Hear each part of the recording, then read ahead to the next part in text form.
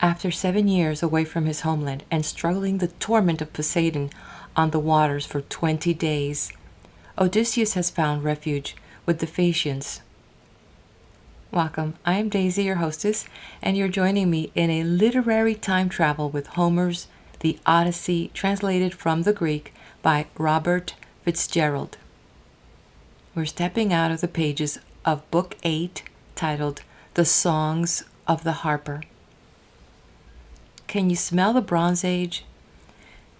Well, through this epic poem, we get to see the beginning of civilization, the use of drugs for healing, such as opiates, and the craftsmanship of metals with bronze, silver, gold.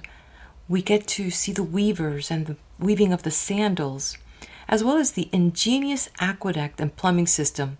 Oh, and the winemaking. There's a lot of wine drinking, that's for sure. And the concept of unstructured religion is depicted in the intimate relationship that the gods favored with humans. It is here in Book 8 that Odysseus finally seems to be one step closer to home. King Odysseus of Phaeacia has invited him as guest to see the athletic contest after dinner and is eventually challenged to compete as an athlete. That means Odysseus. The contests held were boxing, wrestling, there was a running like a foot race, there was long jump, and discus. Odysseus took part only in the discus event and beat his opponent by a long shot. And to make sure that there's no dispute, we have the goddess Athena, who's the great ever-doting aunt of Odysseus, and also the magnificent shapeshifter.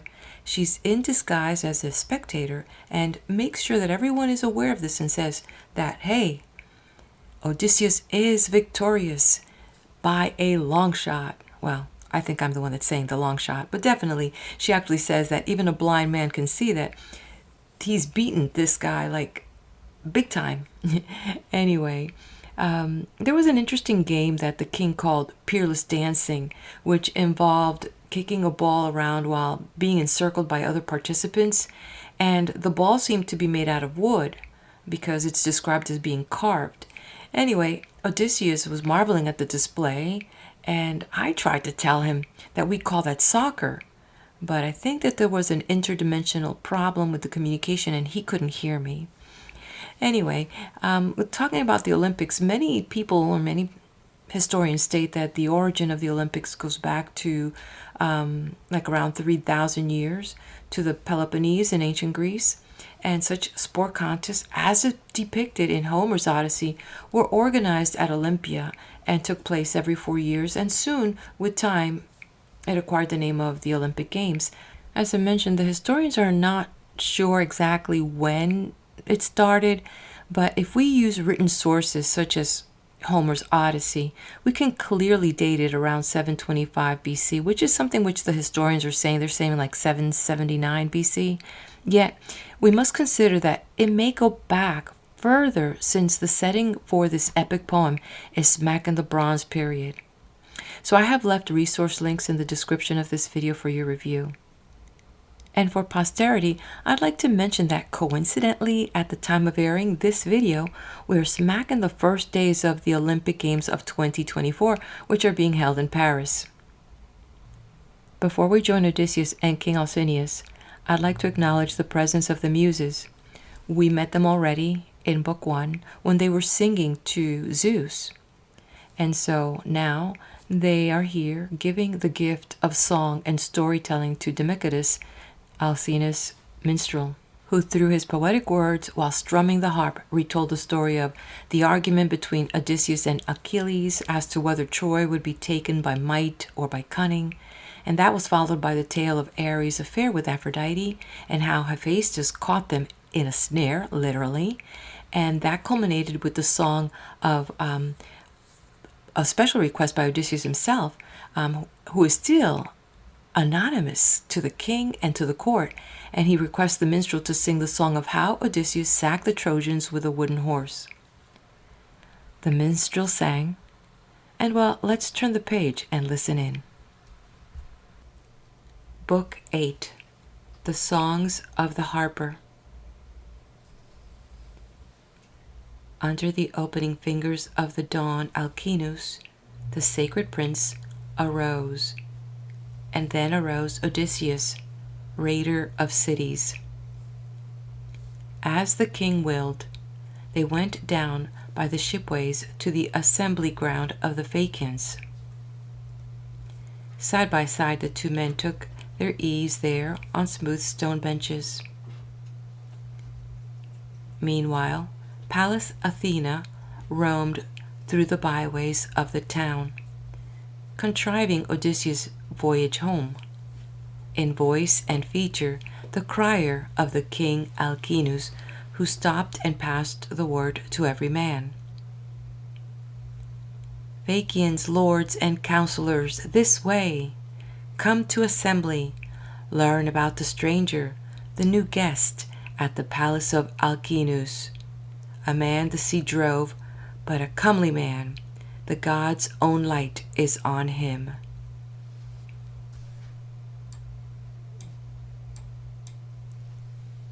She aroused them, and soon the assembly ground and seats were filled with curious men, a throng who peered and saw the mastermind of war, Laertes' son. Athena now poured out her grace upon them, head and shoulders, height and mass, a splendor awesome to the eyes of the Phaeacians. She put him in a fettle to win the day, mastering every trial they set to test him. When all the crowd sat marshaled, quieted, Alcinous addressed the full assembly. Hear me, lords and captains of the Phaeacians. Hear what my heart would have me say. Our guest and new friend, nameless to me still, comes to my house after long wandering in dawn lands or among the sunset races. Now he appeals to me for conveyance home. As in the past, therefore, let us provide passage and quickly, for no guest of mine languishes here for lack of it. Look to it, get a black ship afloat on the noble sea, and pick our fastest sailor. Draft a crew of 52 from our younger townsmen, men who have made their names at sea. Loop oars well to your thole-pins, lads, then leave the ship. Come to our house, fall to, and take your supper. We'll finish out a feast for every crewman. These are your orders. As for my older peers and princes of the realm, let them foregather in festival for our friend in my great hall. And let no man refuse. Call in our minstrel, Demodocus, whom God made Lord of Song. Heart-easing, sing upon what theme he will. He turned, led the procession, and those princesses followed, while his herald sought the minstrel. Young oarsmen from the assembly chose a crew of 52, as the king commanded. And these filed off along the waterside to where the ship lay, poised above open water. They hauled the black hull down to ride the sea, rigging a mast and spar in the black ship, with oars at trail from corded rawhide, all seamanly. Then tried the white sail, hoisting, and moored her off the beach. Then, going ashore, the crew went up to the great house of Alcinous. Here the enclosures, entrance-ways, and rooms were filled with men, young men and old, for whom Alcinous had put 12 sheep to sacrifice, 8 tuskers, and a pair of shambling oxen. These, now, they flayed and dressed to make their banquet. The crier soon came, leading that man of song from the muse cherished. By her gift he knew the good of life and evil, for she whom lent him sweetness made him blind. Pontonous fixed a studded chair for him hard by a pillar amid the banqueters, hanging the taut harp from a peg above him, and guided up his hand among the strings, placed a bread basket at his side, and poured wine in a cup that he might drink his fill. Now each man's hand went out upon the banquet. In time, when hunger and thirst were turned away, the muse brought to the minstrel's mind a song of heroes whose great fame rang under heaven. The clash between Odysseus and Achilles, how one time they contended at the god-feast raging, and the martial Agamemnon felt inward joy over his captain's quarrel, for such had been foretold him by Apollo at Pytho, hallowed height, when the Achaean crossed the portal of rock to ask a sign, in the old days when grim war lay ahead for Trojans and Danaans by God's will. So ran the tale the minstrel sang. Odysseus with massive hand drew his rich mantle down over his brow, cloaking his face with it, to make the Phaeacians miss the secret tears that started to his eyes. How skillfully he dried them when the song came to a pause, threw back his mantle, spilt his gout of wine. But soon the minstrel plucked his note once more to please the Phaeacian lords, who loved the song. Then in his cloak Odysseus wept again. His tears flowed in the mantle unperceived. Only Alcinous, at his elbow, saw them, and caught the low groan in the man's breathing. At once he spoke to all the sea folk round him. Hear me, lords and captains of the Phaeacians, our meat is shared, our hearts are full of pleasure from the clear harp tone that accords with feasting. Now, for the field and track, we shall have trials in the pentathlon. Let our guest go home and tell his friends what champions we are at boxing, wrestling, broad jump, and foot racing. On this he led the way, and all went after. The crier unslung and pegged the shining harp, and, taking Demodocus' hand, led him along with all the rest, Phaeacian peers, gay amateurs of the great games. They gained the common, where a crowd was forming, and many a young athlete now came forward with seaside names like Tipmast, Tityrus, Barwood, Holman, Sternman, Beecher, and Pullerman. Blue Water, Sheerwater, Running Wake, Bordelee, Seabelt, son of Grandfleet, Shipwright's son. Sea Wretch stepped up, son of Launching Master, rugged as Ares, bane of men. His build excelled all but the prince of Laodamas. And Laodamas made entry with his brothers, Halios and Clytonius, sons of the king. The runners, first, must have their quarter mile, all lined up tense, then go. And down the track they raised the dust in a flying bunch, strung out longer and longer behind Prince Clytonius. But just so far as a mule team, breaking ground, will distance oxen, he left all behind and came up to the crowd, an easy winner. Then they made room for wrestling, grinding bouts that Sea Wretch won, pinning the strongest men. Then the broad jump, first place went to Seabelt. Sparwood gave the discus the mightiest fling, and Prince Laodamas outboxed them all. Now it was he, the son of Alcinous, who said when they had run through these diversions, Look here, friends, we ought to ask the stranger if he competes in something. He's no cripple. Look at his leg muscles and his forearms. Neck like a bollard, strong as a bull, he seems. And not old, though he may have gone stale under the rough times he had. Nothing like the sea for wearing out the toughest men alive. Then Sea Search took him up at once and said, Laodamas, you're right, by all the powers. Go up to him yourself and put the question. At this, Alcinous' tall son advanced to the center ground, and there addressed Odysseus. Friend, Excellency, come join our competition, if you are practiced, as you seem to be. While a man lives, he wins no greater honor than footwork and the skill of hands can bring. Enter our games, then. Ease your heart of trouble. Your journey home is not far off, remember. The ship is launched, the crew all primed for sea. Odysseus, canniest of men, replied, Laodamas, why do you young chaps challenge me? I have more on my mind than track and field. Hard days and many have I seen and suffered. I sit here at your field meet, yes, but only as one who begs your king to send him home. Now Siraj put his words in, and contentiously.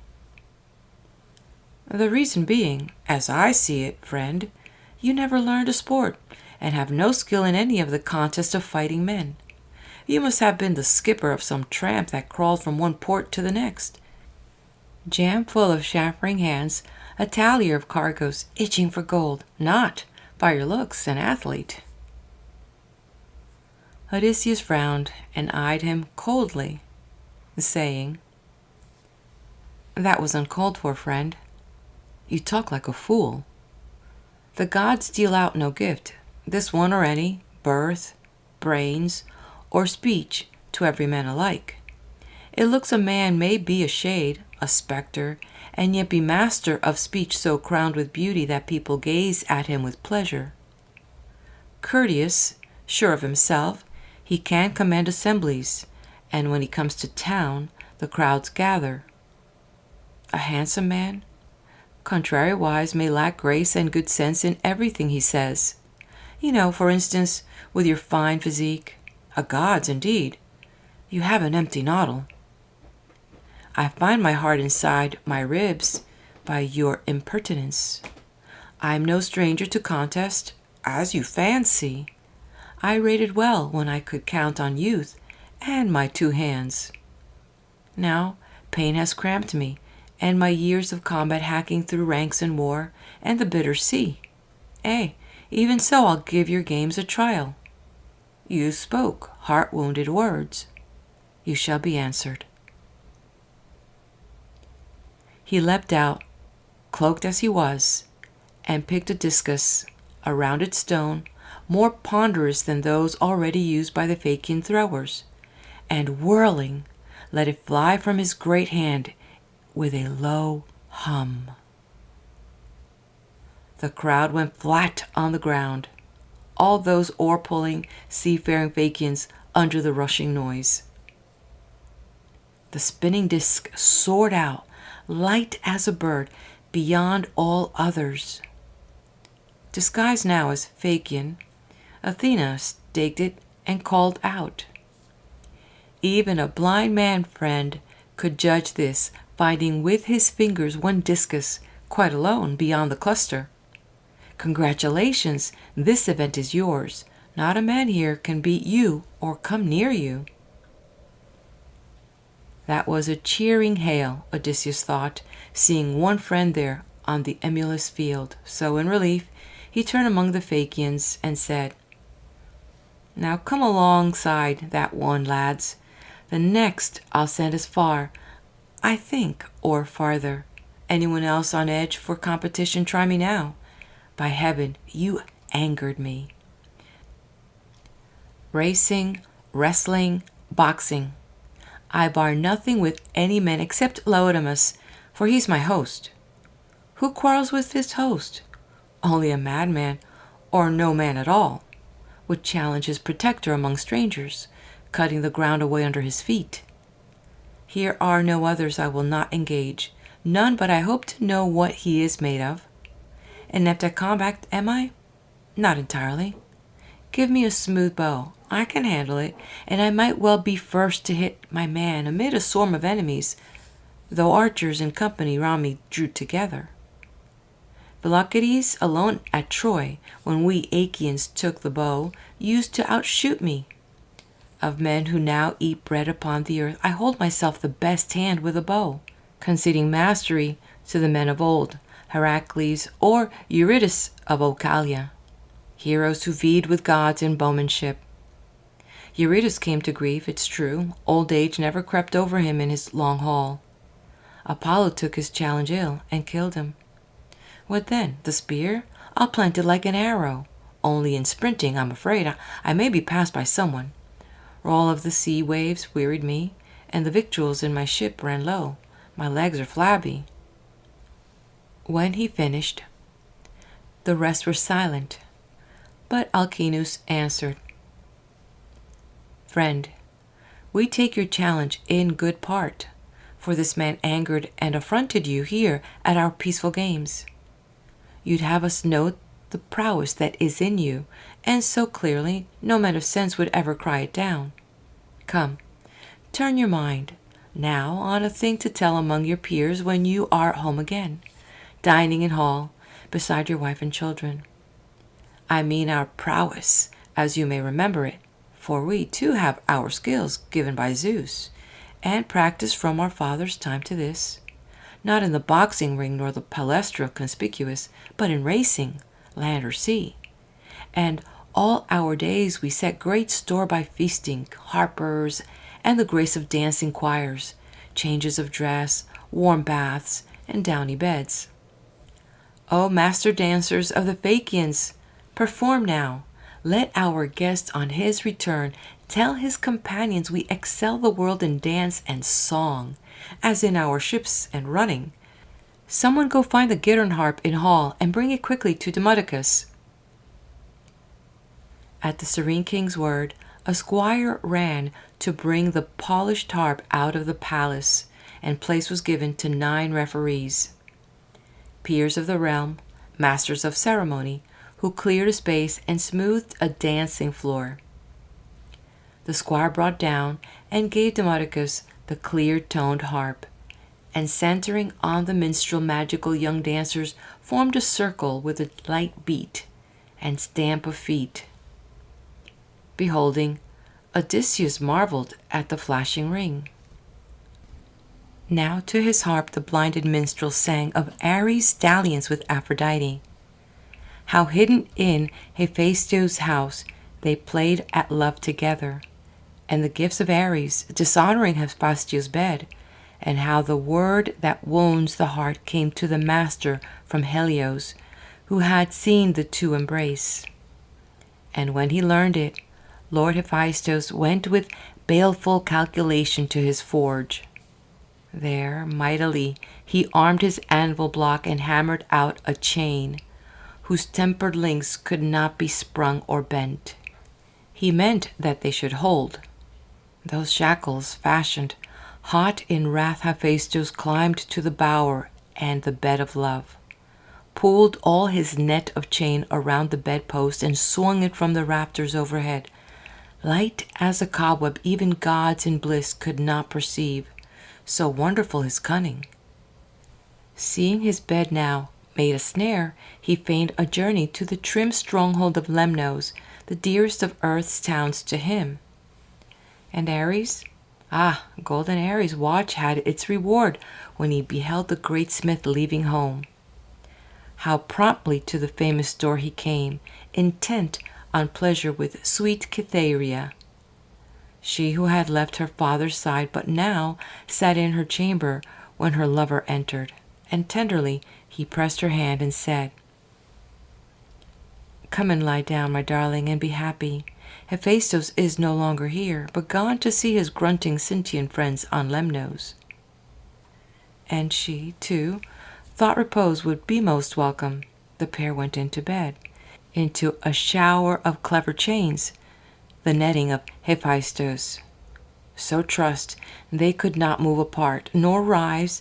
At last they knew there could be no escape.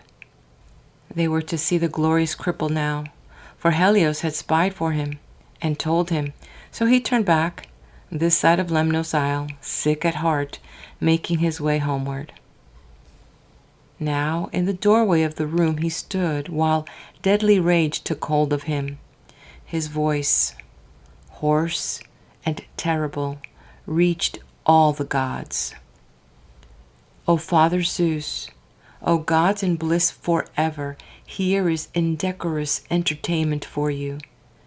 Aphrodite, Zeus's daughter, caught in the act, cheating me, her cripple with Ares, devastating Ares.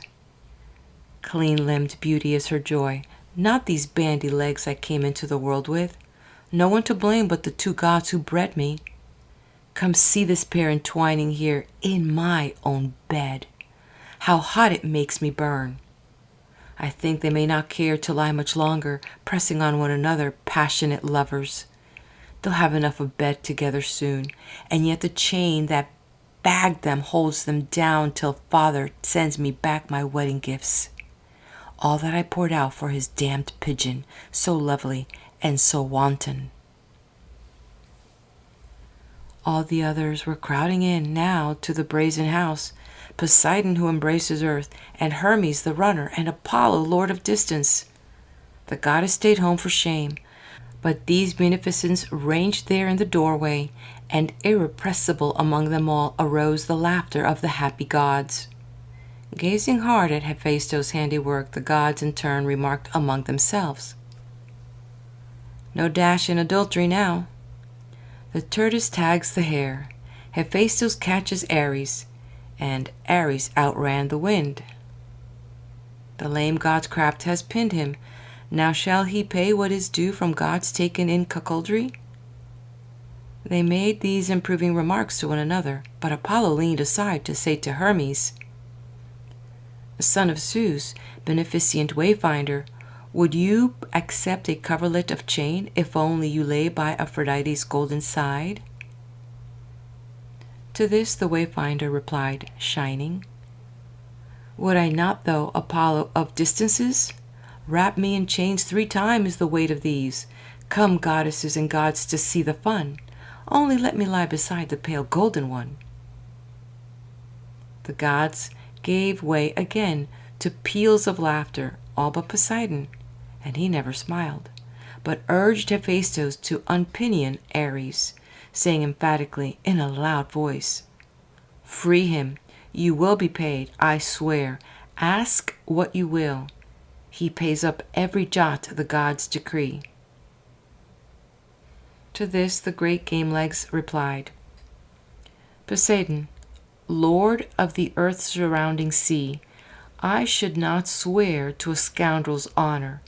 What have I as surety from you if Ares leaves me empty-handed with my empty chain?" The earth-shaker for answer urged him, "Hephaestus, let us grant he goes, and leaves the fine unpaid. I swear then I shall pay it." Then said the great game-legs at last, "No more. You offer terms I cannot well refuse." And down the strong god bent to set them free, till, disencumbered of their bond, the chain, the lovers leapt away, he into Thrace, while Aphrodite, laughter's darling, fled to Cypro's isle, and Paphos, to her meadow and altar dim with incense. There the Graces bathed and anointed her with golden oil, a bloom that clings upon immortal flesh alone, and let her folds of mantle fall in glory. So ran the song the minstrel sang. Odysseus, listening, found sweet pleasure in the tale, among the Phaeacian mariners and oarsmen. And next Alcinous called upon his sons, Halios and Laodamas, to show the dance no one could do as well as they, handling a purple ball carven by Polybus.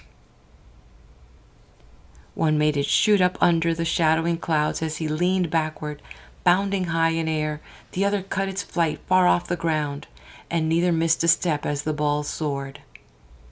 The next turn was to keep it low, and shuttling hard between them, while the ring of boys gave them a steady stamping beat. Odysseus now addressed Alcinous. "O Majesty, model of all your folk, your promise was to show me peerless dancers. Here is the promise kept. I am all of wonder." At this, Alcinous, in his might rejoicing, said to the seafarers of Phaeacia, "Attend me now, Phaeacian lords and captains. Our guest appears a clear-eyed man and wise. Come, let him feel our bounty as he should. Here are 12 princesses of the kingdom, lords paramount, and I who make 13. Let each one bring a laundered cloak and tunic, and add 1 bar of honorable gold. Heap all our gifts together, load his arms, let him go joyous to our evening feast. As for Sea Reach, why, man to man, he'll make amends, and handsomely. He blundered. Now all as one acclaimed the king's good pleasure, and each one sent a squire to bring his gifts. Meanwhile Sea Reach found speech again, saying, My lord and model of us all, Alcinous, as you require of me, in satisfaction, this broadsword of clear bronze goes to our guest. Its hilt is silver, and the ringed sheath of new sawn ivory, a costly weapon. He turned to give the broadsword to Odysseus, facing him, saying blithely, Sir, my best wishes, my respects. If I offended, I hope the sea winds blow it out of mind. God send you see your lady and your homeland soon again, after the pain of exile. Odysseus, the great tactician, answered, My hand, friend. May the gods award you fortune. I hope no pressing need comes on you ever for this fine blade you give me in amends. He slung it, glinting silver from his shoulder, as the light shone from sundown. Messengers were bearing gifts and treasure to the palace, where the king's sons received them all, and made a glittering pile at their grave mother's side. Then, as Alcinous took his throne of power, each went to his own high-backed chair in turn, and said Alcinous to Arete, Lady, bring here a chest, the finest one, a clean cloak and tunic, stow these things, and warm a cauldron for him. Let him bathe, when he has seen the gifts of the Phaeacians, and so dine happily to a running song. My own wine cup of gold intaglio I'll give him too. Through all the days to come, tipping his wine to Zeus or other gods in his great hall, he shall remember me. Then said Arete to her maids, The tripod, stand the great tripod legs about the fire. They swung the cauldron on the fire's heart, poured water in, and fed the blaze beneath until the basin simmered, cupped in flame. The queen set out a rich chest from her chamber and folded in the gifts, clothing and gold given Odysseus by the Phaeacians. Then she put in the royal cloak and tunic, briskly saying to her guest, Now here, sir, look to the lid yourself, and tie it down against light fingers, if there may be any, on the black ship tonight while you are sleeping. Noble Odysseus, expert in adversity, battened the lid down with a lightning knot learned, once long ago, from the Lady Circe, and soon a call came from the bathing mistress, who led him to a hip bath, warm and clear, a happy sight, and rare in his immersions after he left Calypso's home, where surely the luxuries of a god were ever his. When the bathmaids had washed him, rubbed him down, put a fresh tunic and a cloak around him, he left the bathing place to join the men at wine in hall. The Princess Nausicaa, exquisite figure, as of heaven's shaping, waited beside a pillar as he passed, and said swiftly, with wonder in her look, Farewell, stranger. In your land remember me who met and saved you. It is worth your thought. The men of all occasion now met this. Daughter of great Alcinous, Nausicaa, may Zeus, the Lord of thunder, Hera's consort, grant me daybreak again in my country. But there and all my days until I die may I invoke you as I would a goddess princess to whom I owe my life. He left her and went to take his place beside the king. Now when the roasts were cut, the wine bowls full, a herald led the minstrel down the room amid the deference of the crowd, and paused to seat him near a pillar in the center, whereupon the resourceful man Odysseus carved out a quarter from his chine of pork, crisp with fat, and called the blind man's guide. Herald, here, take this to Demodocus, let him feast and be merry, with my compliments. All men owe honor to the poets, honor and awe, for they are dearest to the muse who puts upon their lips the ways of life. Gentle Demodocus took the proffered gift and inwardly rejoiced. When all were served, every man's hand went out upon the banquet, repelling hunger and thirst, until at length Odysseus spoke again to the blind minstrel. Demodocus, accept my utmost praise. The Muse, daughter of Zeus in radiance, or else Apollo gave you skill to shape with such great style your songs of the Achaeans. Their hard lot, how they fought and suffered. You shared it, one would say, or heard it all. Now shift your theme and sing that wooden horse Epeios built, inspired by Athena. The ambuscade Odysseus filled with fighters and sent to take the inner town of Troy. Sing only this for me. Sing me this well, and I shall say at once before the world the grace of heaven has given us a song. The minstrel stirred, murmuring to the god, and soon clear words and notes come one by one. A vision of the Achaeans in their graceful ships drawing away from shore. The torches flung and shelters flaring. Argive soldiers crouched in the close dark around Odysseus. And the horse, tall on the assembly ground of Troy.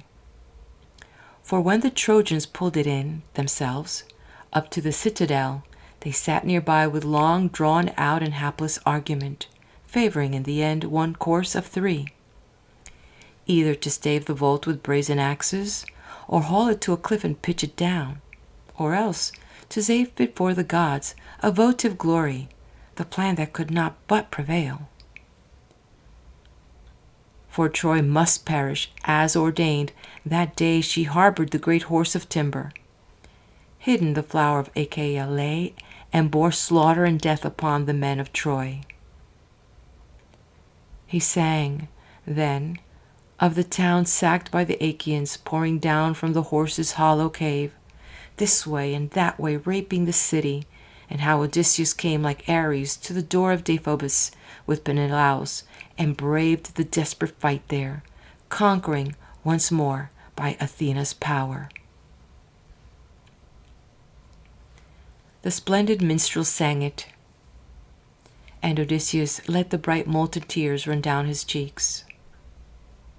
Weeping the way a wife mourns for her lord on the lost field where he has gone down fighting the day of wrath that came upon his children. At sight of the man painting and dying there, she slips down to enfold him, crying out, then feels the spear prodding her back and shoulders, and goes bound into slavery and grief. Piteous whipping wears away her cheeks, but no more piteous than Odysseus' tears. Cloaked as they were, now, from the company, only Alcinous at his elbow knew, hearing the low sob in the man's breathing, and when he knew, he spoke. Hear me, lords and captains of Phaeacia, and let Demodocus touch his harp no more. His theme has not been pleasing to all here. During the feast, since our fine poet sang, our guest has never left off weeping. Grief seems fixed upon his heart. Break off the song. Let everyone be easy, host and guest. There's more decorum in a smiling banquet. We had prepared here, on our friend's behalf, safe conduct in a ship, and gifts to cheer him, holding that any man with a grain of wit will treat a decent suppliant like a brother. Now, by the same rule, friend, you must not be secretive any longer. Come in fairness, tell me the name you bore in that far country. How were you known to family and neighbors? No man is nameless, no man, good or bad, but gets a name in his first infancy, none being born unless a mother bears him. Tell me your native land, your coast and city, sailing directions for the ships, for those Phaeacian ships of ours that have no steersman, and no steering oar, divining the crew's wishes as they do, and knowing, as they do, the ports of call about the world. Hidden in our mist or cloud, they scud the open sea, with never a thought of being in distress or going down. There is, however, something I once heard Nausithous, my father, say. Poseidon holds it against us that our deep-sea ships are sure conveyance for all passengers. My father said, some day one of our cutters homeward bound over the cloudy sea would be wrecked by the god, and a range of hills thrown round our city. So, in his age, he said, and let it be, or not, as the god please.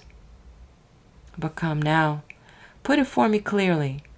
Tell me the sea ways that you wandered, and the shores you touched, the cities and the men therein, uncivilized, if such there were, and hostile, and those God-fearing who had kindly manners.